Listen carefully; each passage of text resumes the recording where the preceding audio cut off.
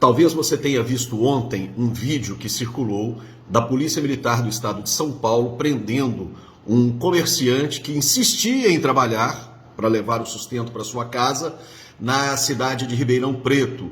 Uma verdadeira operação de guerra foi montada, 6, 7, 8 viaturas, vários policiais que, até de certa forma constrangidos, levaram esse cidadão à prisão. Eu gostaria de ler para vocês trechos da decisão do juiz Giovanni Augusto Serra Azul Guimarães, nos autos do processo digital da Justiça do Estado de São Paulo. O número do processo é 15.00681-23.2021.8.26.0530. Vejamos então o que diz o Dr. Giovanni Augusto Serra Azul Guimarães nesta decisão. Diz ele que trata-se de comunicação em flagrante de Eduardo José Cornélio de Oliveira pela suposta prática dos delitos previstos no Código Penal, artigo 268, que é aquele da infração de medida sanitária preventiva, 286, que é a incitação à prática de crime, e 330, que é o crime de desobediência. Diz o juiz que a Defensoria Pública pleiteou a concessão da liberdade provisória e o Ministério Público pugnou pela conversão da prisão em flagrante em prisão preventiva, ou seja, queria o Ministério Público de São Paulo que esse comerciante ficasse preso indefinidamente pela suposta prática destes 3 crimes. O juiz, na lata, já começa a sua decisão da seguinte forma, e agora eu leio alguns trechos da decisão. A prisão em flagrante comunicada é manifestamente ilegal, repito, é manifestamente ilegal e deve ser relaxada nos termos do artigo 5º e cita alguns outros artigos da Constituição e do Código de Processo Penal.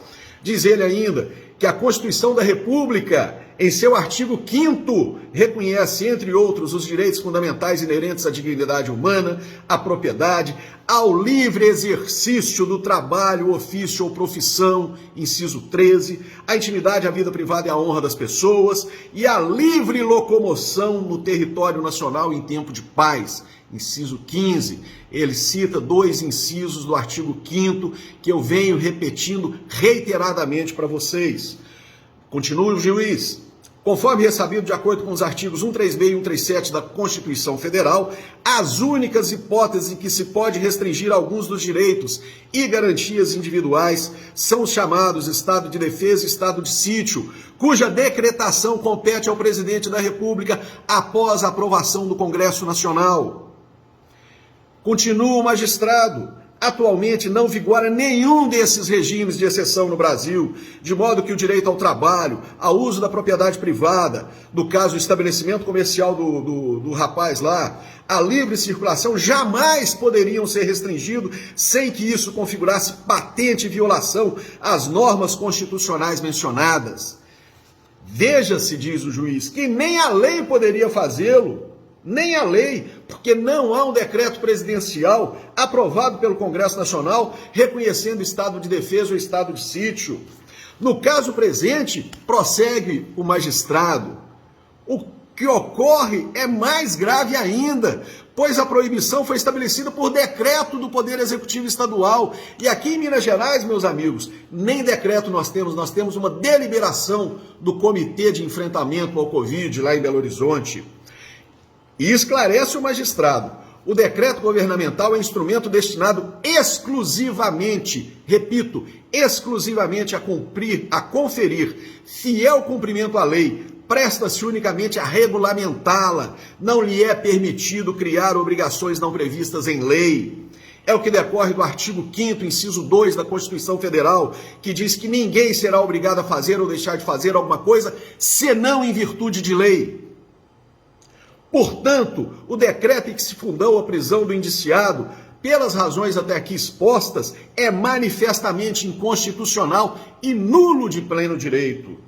De fato, como admitir-se, diz o magistrado, que um decreto do Poder Executivo, cujo teor viola francamente o texto constitucional, possa ser considerado validamente uma determinação do poder público, ou que seu descumprimento possa ser considerado incitação à prática de crime, e ainda que a ordem emanada de funcionário público para seu cumprimento seja uma ordem legal.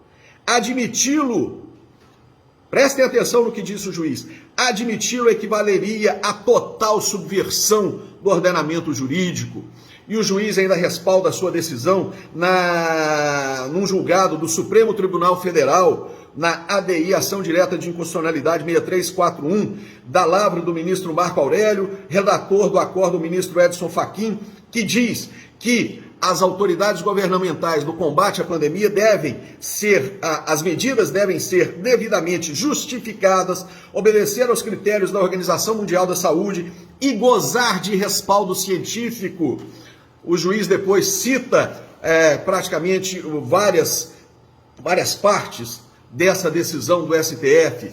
E aí, depois volta o juiz na sua decisão dizendo o seguinte: ora, estudos científicos nacionais e estrangeiros, a exemplo daqueles desenvolvidos por pesquisadores da Universidade Federal de Pernambuco, pela Universidade de Stanford, pela revista científica britânica Nature, bem como tem demonstrado a ineficácia de medidas como as estabelecidas nos decretos governamentais em questão, o chamado lockdown na contenção da pandemia. E agora ele lembra também a Organização Mundial da Saúde.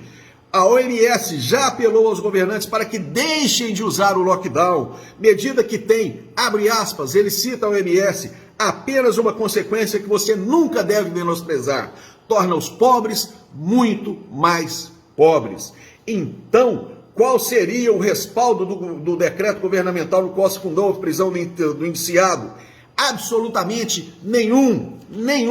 E mandou expedir o alvará de soltura, mandou devolver todos os bens apreendidos e passou um pito em todas essas autoridades que estão se portando como ditadores. Ainda existem, sim, juízes neste Brasil. Meu nome é Robson Merola de Campos e eu sou advogado em Araxá, Minas Gerais.